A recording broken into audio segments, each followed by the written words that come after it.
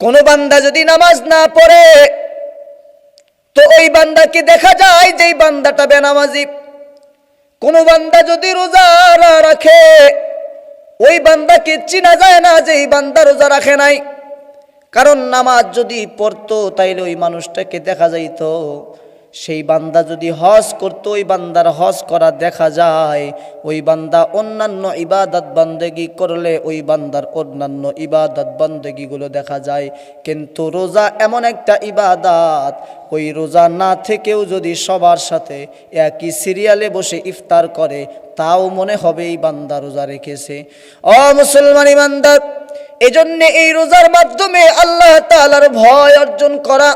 রাসূল করিম সাল্লাল্লাহু আলাইহি ওয়াসাল্লাম বলেন, সাহাবায়ে কেরাম, তোমাদের কাছে সবচাইতে একটা জিনিস তোমাদের কাছে আঁকড়ে ধরতে হবে, সেই জিনিসটার নাম হলো তাকওয়া। আত-তাকওয়া হাহুনা, আত-তাকওয়া হাহুনা, আত-তাকওয়া হাহুনা।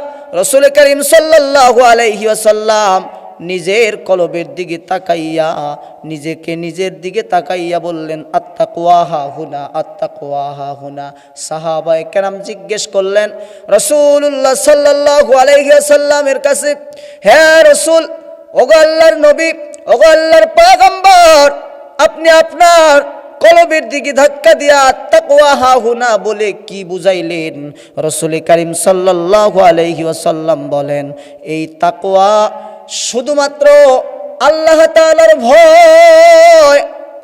এ সাহাবায়ে কেরাম, তাকওয়া অর্জন করো। তোমাদের তাকওয়া যদি তোমরা অর্জন করতে পারো, তাকওয়া হলো আল্লাহর ভয়। আল্লাহর ভয় যদি তোমাদের দিলের ভিতরে আনতে পারো তাইলে তোমাদের জীবন ধন্য হয়ে যাবে।